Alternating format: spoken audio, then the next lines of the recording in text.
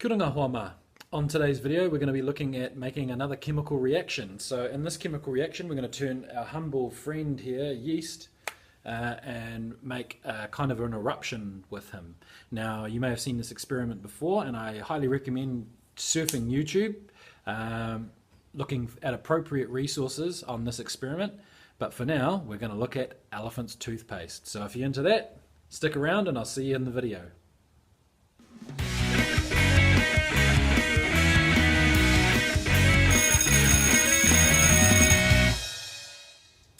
Okay guys, so we're in this video today. We're going to be doing elephant's toothpaste like I said, and some of the ingredients that we're going to use for this are ingredients that are easily obtainable, but what you need to know is this is something you should do with parents only, okay? And why I say that is because this particular ingredient here, hydrogen peroxide, is a poison. Hydrogen peroxide is commonly used to bleach people's hair. It can sometimes be used as a disinfectant. It is really strong stuff. This one that I'm using here is 35%. Normally when you see this experiment done, they've generally used something like 33%. The other ingredients that we're going to be using are normal baker's yeast. Good stuff. I love yeast. You can use it for all kinds of things, including making bread obviously. So I'm just going to chuck that in there. I'm actually a home brewer, so I use it for making cider and things like that. Okay, so I'll just stick that in there. Okay, and what I'm trying to do is make a solution out of yeast.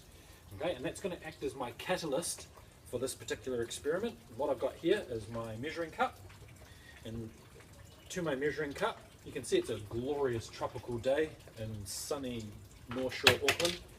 And so what I'm going to do is I'm going to add 1/2 cup of hydrogen peroxide to the jar. Yori, okay, straight in there. Okay, that's my jar there. What I'll do is I'll move the jar a bit closer when we conduct the experiment so you can see. Okay. To that, okay, to my hydrogen peroxide, I'm going to add a healthy sloosh. I say that a lot, a sloosh. If you don't know what a sloosh is, a big slug of this stuff, okay? So this is dishwashing liquid. Now, the other name for hydrogen peroxide is also called liquid oxygen. So when this reaction takes place, there's going to be, the byproduct is going to be a lot of gases. And we want to try and capture those gases inside the liquid soap. So that's what the liquid soap is for. So, food colouring to make it look beautiful. Okay, we want it to look fabulous. Okay, and some red. Okay, now in this solution, just to say again, is hydrogen peroxide, 35% hydrogen peroxide, liquid soap, and dishwashing liquid and food colouring. Okay, you can see by my green hands. And to that I'm going to add my catalyst now. So there are going to be two byproducts of this. The first one I said is going to be gases, but the second one is going to be exothermic release. Now if you've seen some of my other videos, like the hydrogen experiment, that's an exothermic experiment as well, so things get hot. This is an exothermic experiment too. Hopefully, I'll try and get out of the way a little bit. Okay, but you should see a little bit of steam coming off. So I'm just going to move this stuff out of the way so it doesn't get covered in goop. Okay, here we go. You ready? 3, 2, 1.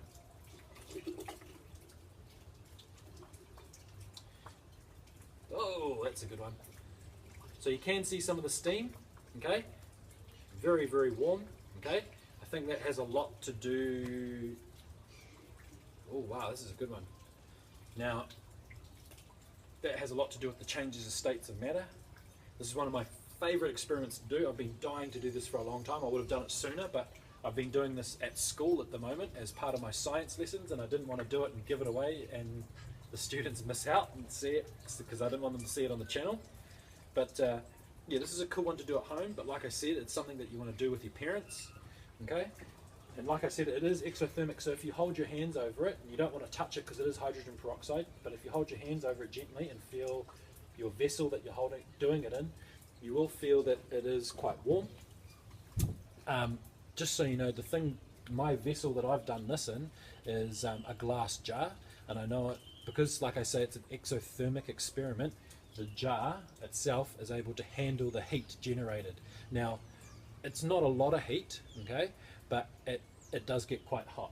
Now there are variations to this experiment. You can use lower dosages of, or lower percentages I should say, of hydrogen peroxide, but as a catalyst you can also use something called potassium iodide. Now from my research and what I've done, potassium iodide generates a much more violent, I would say, reaction, to the point where like the hydrogen peroxide, the elephant's toothpaste, shoots out like a geyser. So if you surf YouTube, and I'll see if I can find some links and put them on there to other people's cool channels, you'll see these experiments done, and they'll use potassium iodide and it basically shoots out. If you don't want to do that at home, yeast is a good option because you get the same principle of the experiment. You can see here there's a lot of foam, and I'll use the camera and I'll go around, but you can see what's going on in here, and that it's more of a slow actor, much slower than potassium iodide, and easier kind of to work with, not as violent, not as probably dangerous. Okay, but for now it's ka kite anō.